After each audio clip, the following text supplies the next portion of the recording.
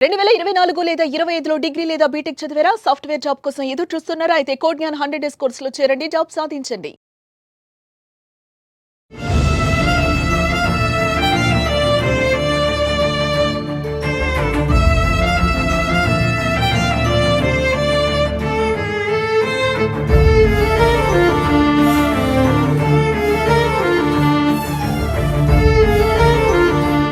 Suman TV Khammam. నేను మీ విజయశ్రీ. ఈ రోజు మనం ఖమ్మంలోని గవర్నమెంట్ హాస్పిటల్లో ఉన్నాం. ముదిగొండ మండలం మల్లారం గ్రామానికి చెందినటువంటి వెంకటరమణ అనే ఒక 20 ఏళ్ల యువకుడు, అదే గ్రామానికి చెందినటువంటి గురువయ్య అనే వ్యక్తి తన వద్ద పని చేయాలని చెప్పేసి, పనికి రావాలని చెప్పేసి అతని మీద ఒత్తిడికి తీసుకొచ్చేసి మానసికంగా ఎంతో క్షోభకి గురి చేశారు. సో అతను అనే ఆ మాటలు తట్టుకోలేక, ఆ మానసిక క్షోభని భరించలేక ఎంతో ఒత్తిడికి లోనయ్యి అతడు అయితే మన శుక్రవారం జూలై 25వ తారీఖున ఆత్మహత్య ప్రయత్నం చేశాడు గడ్డి మందు తాగి. తను నిన్న రాత్రి అయితే మరణించడం జరిగింది. ఇక్కడైతే వీళ్ళు ఆరోపిస్తున్నారు అతని మాటల వల్లే, అతను మానసికంగా ఒత్తిడికి గురి చేయడం వల్లే ఇతనైతే ఆత్మహత్య ప్రయత్నం చేశారని చెప్పేసి కుటుంబ సభ్యులైతే ఆరోపించడం జరుగుతుంది. చెప్పండి సార్, మీ పేరు, మీరు తనకి వెంకటరమణకి ఏమవుతారు? ఏం జరిగింది అసలు? ఏం జరిగిందంటే మా వాడు పాలు పోసి వస్తాడు కేంద్రం కాడ పాలు పోసి వస్తుంటే రోజు సాయంత్రం పూట పోసి వస్తాడు 6:30 7 అప్పుడు పోసి వస్తుంటే మధ్యలో దారిలో కలిసి నువ్వు మీ మేనమామ కాడ ఏం పని చేస్తావురా, నువ్వు ఆడుకోవడం తప్ప నీకు ఏమేరో, నువ్వు చేసేది ఏమో నాకు అడిగి పనికిరా, నీ పనికి వస్తే నేను 200-300 డబ్బులు ఇస్తా, నీకు జల్దా చేసుకోవచ్చు, నీకు ఇస్తా నేను. వాడు ఏమీడు, వాడి దగ్గర పని చేసే కానీ ముందు తాగి చావటం నీకు వస్తావురా, నువ్వు ఎందుకు బతుకుతున్నారా అన్నాడంట. అంటే అది పనికి రమ్మని చెప్తున్నాడు, పనికి రమ్మని చెప్పి అన్నందుకే తను అంటే అలా ఆత్మహత్య ప్రయత్నం చేశాడంట.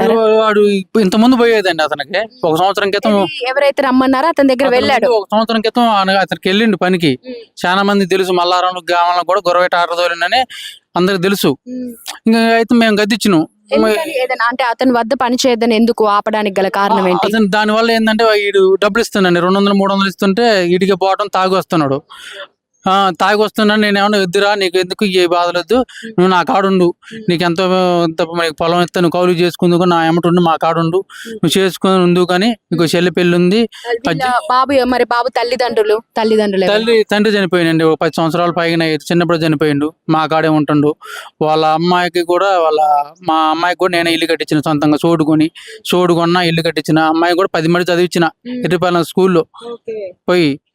అయితే ఈడేందంటే బయటకు వచ్చి ఇంత ముందు పనికి పోయేది వాళ్ళు పిలిచిన కల్లా.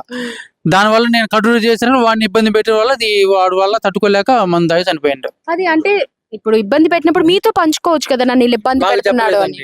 మాకు చెప్పకపోవడానికి ఈ బాధ, లేకపోతే మేము చేయొచ్చు. నార్మల్ మాటలు ఈజీగా వదిలేస్తాడు. ఏదైనా గట్టి మాట కాబట్టి తను అంత సిన్సియర్ గా తీసుకుంది, మైండ్ కి తీసుకొని అంత గురైంది. అది అంటే మీతో కూడా పంచుకోలేనంత బాధలో ఉన్నాడు. అవును, బాధగా మాటలన్నా కూడా పట్టించుకున్నాడు కాదను కదా, ఏదైనా అన్నా కూడా తూడ్చుకొని వెళ్ళిపోయే రకం. ఇప్పుడు అది ఏదన్నా గట్టిగా స్టార్టర్ పెట్టబట్టే వాడు అట్లా పాయిజన్ తీసుకున్న ఇది ఇంకొచ్చింది తప్ప లేకపోతే ఏముండదు. చివరిగా తను ఏం చెప్పాడు అంటే హాస్పిటల్లో గత శుక్రవారం రోజు జాయిన్ చేశారని చెప్పారు. ఆ టైంలో మీతో మాట్లాడటం కానీ ఎవరితోటైనా చెప్పడం కానీ ఏమైనా జరిగింది? నిన్న మట్టి కూడా మాకు ఏ పాయిజన్ సంగతి ఏం తెలియదండి. నిన్న మధ్యాహ్నం దాకా మాది ఏంటంటే వాంతులు లేదని అని మేము తీసుకొచ్చినాం, మాకు తెలియదు. ఇక డాక్టర్ ఏమని చెప్పి మీకు కూడా తెలియదు పాయిజన్ తీసుకున్న సంగతి, మరి మీకు ఎలా తెలిసింది? అతను డాక్టర్ ఏం చెప్పిందంటే కిడ్నీలు పడిపోతున్నాయి అండి, అసలు ఏందని డ్రై అయిపోయినాయి అని చెప్పడం వల్ల ఈ డాక్టర్లు ఏం చేశారని చుట్టూ కమ్మారు. మొత్తం ఆర్ఎంపీలు ఉంటారు కదా డాక్టర్. ఇన్ని రోజుల నుంచి ఇంత బాధ భరించుకుంటూ కూడా మీతో కూడా చెప్పలేదండి.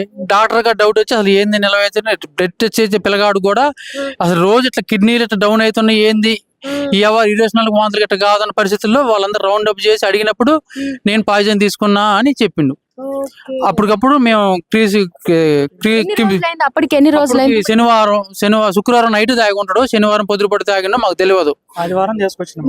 తీసుకొచ్చారు మధ్యాహ్నం 2:12 ఎలా సిమ్టమ్స్ ఏమని కనపడ్డాయి బాబులో? మోషన్స్ అయిన వాంతులు అవుతున్నాయండి. మా ఊర్లో కూడా ఆర్ఎంపీకి చూపించిన ఆల్రెడీ, దగ్గకపోతేనే ఆయన ఇక్కడ బొమ్మన్నాడు. సో అప్పటికే తను తీసుకుని 1-2 రోజులు అలా అయ్యి ఉంటుంది. అంతే అండి. దానివల్ల వచ్చిన తర్వాత డాక్టర్స్ అడిగితే అప్పుడు చెప్పాడా? డాక్టర్ కూడా ఏంటంటే ఈ వాంగ్తింగ్ ఈ రోజు నాలుగు టాబ్లెట్లు ఈ ఇండియన్ చేస్తున్నారు తప్ప దీనికి తెలియదు కదా. అదే కదా రీజన్ ఏంటో తెలియదు కాబట్టి వాళ్ళు కూడా ట్రీట్మెంట్ చేయలేకపోతున్నారు. ఈ గ్లూకోజ్లు ఇవన్నీ ఎక్కిస్తున్నారు. డాక్టర్కి ఏంది కిడ్నీలు ప్లజర్ ఇన్ఫెక్షన్ బాగుంది, పొట్టల ఇన్ఫెక్షన్ ఉందని స్కానింగ్లు తీస్తున్నారు ఆద్య హాస్పిటల్లో. తీసినాక కూడా నిన్న మధ్యాహ్నం 11 దాకా బ్లడ్ టెస్ట్ చేస్తే కిడ్నీలు ఇంకా డౌన్ అయిపోతున్నాయి.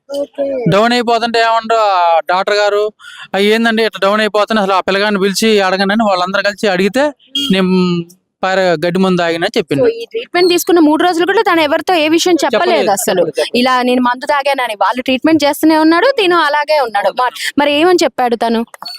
మాకు రాత్రి నైట్ 12 గంటప్పుడు మా పిలిచి మా పిల్లగాళ్ళు పోతే ఇట్లా పలాని మెడిస్తే ఇబ్బంది పెడతానని నేను మందు తాగాను మా అని చెప్పిండని వీడియో తీశారు. వాంగ్మూలం ఇచ్చి మీరు మరి పోలీస్ కేసు అలాంటిది ఏమైనా పెట్టారు? పెట్టామండి, కేసు పెట్టాము, అంటే ఎఫ్ఐఆర్ కూడా రాయించాము. అది నడుస్తుంది పోస్ట్ మార్టం. అయితే రికార్డ్ అయితే ఫోన్ లో రికార్డ్ చేసి నాకు నేను ఈయన ఇబ్బంది పెట్టడం వల్లే నేను ఇలా చనిపోవడం జరిగింది. కూడా ఉన్నారు పక్కన. బాబు ఎలా ఉండేవాడు? మంచిగా ఉండేవాడు అంటే అంత కొంచెం మంచిగా ఉండటం, అందరితో నలుగురితో కలిసిపోవటం లాంటి. మనం ఏదన్నా చుట్టుకుని ఒక మాట అన్నా కూడా పట్టించుకునే రకమేది కాదు, తీసుకోడు. టార్చర్ పెట్టిన వ్యక్తి ఎలాంటి వాడు? వాడు ఏంది అవసరం, ఇప్పుడు వస్తే ఎవడు వచ్చినా వాడు ఆదుకున్నాడు కాదు.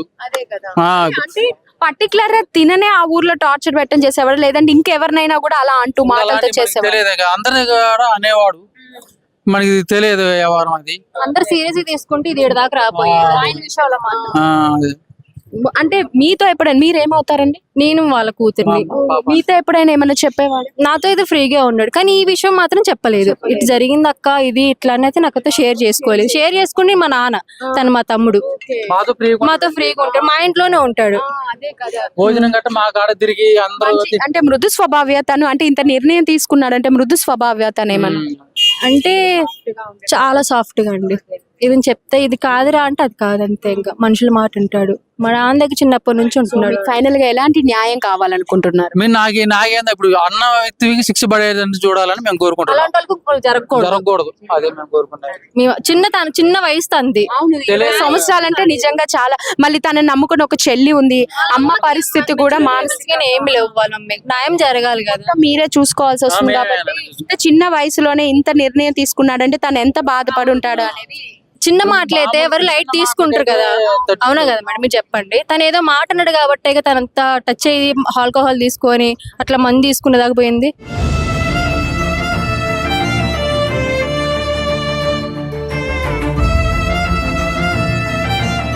ఇప్పుడు విన్నాం కదండి, కుటుంబ సభ్యులైతే ఏ రకంగా ఆరోపిస్తున్నారు.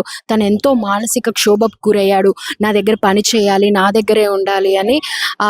అతను ఎవరైతే గురువయ్య అయితే ఎవరైతే ఉన్నారో ఆ వెంకటరమణని మానసికంగా ఒత్తిడికి గురి చేసి తను నువ్వెందుకు, నీకు అవసరమా నువ్వు అతని దగ్గర పనిచేయటం, నా దగ్గరికే రావాలి అని చెప్పేసి చెప్పడంతో తను ఎంతో క్షోభకి గురైపోయి ఆత్మహత్య ప్రయత్నం చేయటం జరిగిందని చెప్పేసేసి అది చెప్పడం జరిగింది.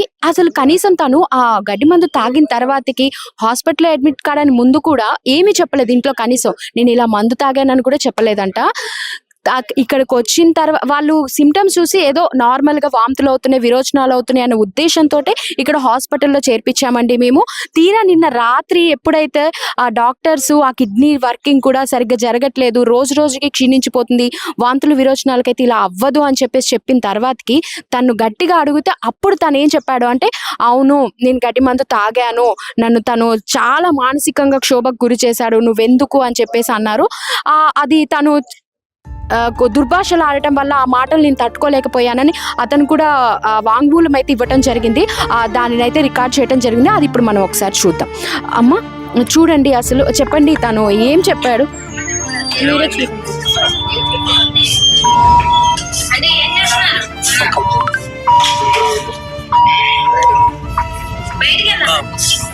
తీసుకో అసలు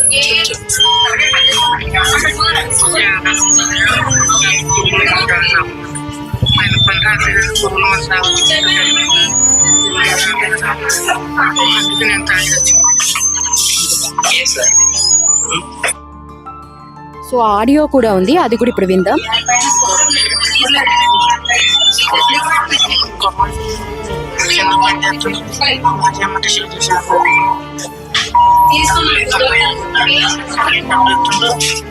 ఎందుకు బతికారు భార్య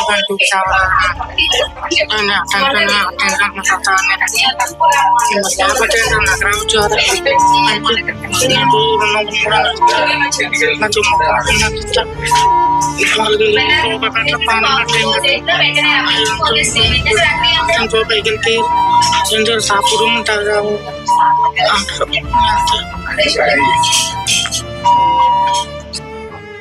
సో విన్నాం కదండి, మనం వినొచ్చు ఇక్కడ. తను నన్ను దుర్భాషలు ఆడాడు, ఎంతో మానసిక క్షోభకు గురి చేశాడు. నా దగ్గర పనిరా, నేను డబ్బులు ఇస్తాను అని చెప్పాడు. నేను రానని చెప్పినా కూడా నువ్వు ఇలా ఎందుకు ఉండటం, నీ బ్రతికెందుకు అని అనడంతో నేనైతే పురుగుల మందు తాగానని చెప్పేసి తనైతే చివరిగా చెప్పడం అయితే జరిగింది. చెప్పుకుంటున్నాడు తను కూడా, చివరిగా చెప్పలేక, అసలు అది కూడా చెప్పాలా వద్దా చెప్పలేక అయితే చెప్పుకుంటున్నాడు. చెప్పండి అమ్మ, మీరేమవుతారు వెంకటరమణకి? మామయ్య కూతురిని. నేను నాతో చాలా ఫ్రెండ్లీగా ఉంటాడు. నాకు అత్త కొడుకైనా నేను సొంత తమ్ముళ్ళలాగా చూసుకుంటా. నా తమ్ముడు నేను ఒక తమ్ముళ్ళలాగా భావించి నా చిన్నప్పటి నుంచి ఏదన్నా అక్క ఇట్లా అక్క అట్లా అక్క అని చాలా, అంటే ఒక మాట గట్టి మాట అన్నారు కాబట్టి అట్లా పాయిజన్ తీసుకోవాల్సి వచ్చింది. అంత ఈజీగా తీసుకునే మనిషి అయితే కాదు. అది అంటే మీరు అంత క్లోజ్ గా ఉండేవాళ్ళు, కనీసం తన తండ్రి కూడా లేడు, అమ్మ పరిస్థితి కూడా బాగోదని చెప్పారు, మొత్తం మీరే చూసుకుంటారు. ఆ 3 రోజులు కూడా తను ఆ బాధను అనుభవిస్తూ కూడా కనీసం ఒక్క మాట కూడా చెప్పలేదు. ఎందుకని మరి ఏమనిపించిందో మరి తను చెప్పదలుచుకోలేదు. బాధ మనసులో ఉంటే తను అంతగా చెప్పకుండా ఉండుంటాడు. అవును, ఎందుకంటే మాకు మా తమ్ముడితోనే ఉంటాడు 24/7. మా నాన్నతో నేనే తీసుకొచ్చా 2 రోజులు వాడు కాళ్ళకాడే పనుకొని నేనే ఉన్నా హాస్పిటల్లో.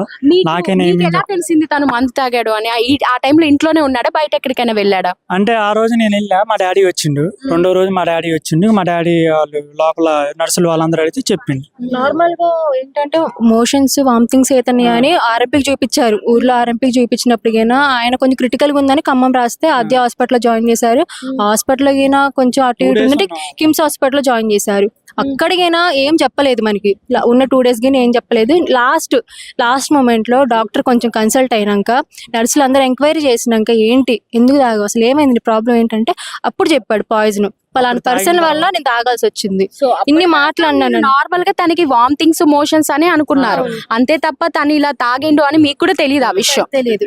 తెలిసిన తర్వాత కిమ్స్ హాస్పిటల్ కి షిఫ్ట్ చేసి ఏం లేదు మ్యామ్, చిన్న మాటకైతే తను తాగడు. ఏదో గట్టి రికార్డ్స్ చేసేటప్పుడు పేర్లు ప్రస్తావించాడు తను? అవును, పేర్లు ఉన్నాయి. ఆదాల్ గురవయ్య రికార్డ్ అయిన పేరు గిని ఆదాల్ గురవయ్య అని గిని మెన్షన్ చేశాడు. ఇంతకంటే ప్రూఫ్స్ ఏం లేదు. మేమంటే నమ్మరు కదా మ్యామ్, వాళ్ళు మీరు ఇరికిస్తున్నా అని చెప్తారు. అదేం కాదు, వీడియోతో సహా నైట్ చెప్పిండు మేడం. అందుకే మేము పోలీసులు కూడా అంత కన్సల్ట్ కాదా అంటే ఏం కాదు అనుకున్నాం మేము. తెల్లారిపాటికల్లా ఇలా చనిపోతారని రాత్రి మాట్లాడాడు కాబట్టి ఏం కాదులే అనుకున్నారు. కానీ అది మార్నింగ్ వరకు, ఎప్పుడు మార్నింగ్ 6:23 కల్లా అయిపోయింది. ఆద్య హాస్పిటల్ మాకు హోప్ ఇచ్చారు మ్యామ్, బతుకుతాడు అన్న హోప్ ఇచ్చారు. కానీ లాస్ట్ మూమెంట్ లో ఆర్గన్స్ అన్ని డ్యామేజ్ అయ్యేసరికి ఉన్న హోప్ గిని పోయింది అసలు మాకు. అప్పుడు ముందే చెప్పుంటే కనీసం దానికి తగ్గ ట్రీట్మెంట్ అయినా చేసాం, బతికించుకునే వాళ్ళు. ఎంత అయినా బతికించుకున్న మనిషి ముఖ్యంగా డబ్బే ఉంది చెప్పండి మేడం. అసలు వాళ్ళు చాలా అంటే చాలా పేదవాళ్ళు, వాళ్ళ మమ్మీకి ఏం తెలియదు. అలాంటిది అమాయకుని చేసి మాటలంటే ఆ మాటలు పట్టడానికి ఎట్లా మ్యామ్? మాలిగిన పిల్లలు ఉన్నారు, వాళ్ళది ఉంది పేర్లు. మేము అన్ని పర్సనల్ గా పోతే బాగోదు, ఇక్కడతో వదిలేస్తున్నాం. ఇంకొకరు జరగకూడదని మేము చూస్తున్నాం. మేమంతా మీకు ఎటువంటి న్యాయం జరగాలని మీరు కోరుకుంటున్నారు? ఇంకొకరికి ఈ పరిస్థితి రాకుండా ఉండాలని మేము కోరుకుంటున్నాం అంతే. తగిన శిక్ష పడాలని కోరుకుంటున్నాం. పోలీస్ వాళ్ళని అదే కోరుకుంటున్నాం, చర్యలు తీసుకోవాలి, వాళ్ళని కస్టడీలు తీసుకోవాలి, వాళ్ళు గట్టైన శిక్ష పడాలి. ఇది రిపీట్ అవుతూనే ఉన్నాయి కానీ మేము అన్ని బయటికి తీసే అవసరం లేదు. మాదేందో మేము చూసుకుంటున్నాం, మాకు న్యాయం జరగాలి ఫైనల్ గా. చూసాం కదండి, కుటుంబ సభ్యులు ఆరోపిస్తుంది అయితే తను ఎంత మానసిక శోభకి గురైతే ఇంత చిన్న వయసులోనే ఇంత కఠినమైన నిర్ణయం తీసుకుంటాడు. తను అంత బాధ అనుభవిస్తున్నా సరే కనీసం 3 రోజులు చెప్పకుండా ఉన్నాడు. నేను చనిపోవాలన్న ఉద్దేశంతో ఇంత నిర్ణయం అయితే తీసుకోవడం జరిగింది. తన ఇంట్లో పరిస్థితి కూడా బాగోదు, నాన్న లేడు, అమ్మ మానసిక పరిస్థితి సరిగ్గా ఉండదు, ఒక చెల్లి ఉంది. తను అంత మాతో ఉండి కూడా అంత చక్కగా ఉండేవాడు కూడా మాకు కూడా చెప్పుకోలేనంత బాధగా ఉన్నాడని కుటుంబ సభ్యులు అయితే ఆరోపించడం జరుగుతుంది. మేనమామే తన చిన్నప్పటి నుంచి కూడా తండ్రి లేకపోవడం లేకపోవడం వల్ల మేనమామ వద్దనే ఉంటూ తన దగ్గరే తనకు తోచిన పని చేసుకుంటూ ఉండటం జరిగిందని, అంత ఉండి మేము అంత చిన్నప్పటి నుంచి పెరిగిన మాతో కూడా చెప్పుకోలేకపోయాడని మేనమామతో పాటు వాళ్ళ కుటుంబ సభ్యులు కూడా చెప్తున్నారు. సో మాకైతే తగిన న్యాయం జరగాలి. తను ఇంత చిన్న వయసులోనే తను ఇంత కఠినమైన నిర్ణయం తీసుకొని తన బలవన్ మరణానికి పాల్పడడం నిజంగా ఆ కుటుంబానికి తీరని లోటు అని చెప్పుకోవచ్చు అని కుటుంబ సభ్యులు అయితే ఆరోపిస్తున్నారు. మాకు న్యాయం జరగాలి, వాళ్ళకి తగిన శిక్ష పడాలి అని అయితే చెప్తున్నారు.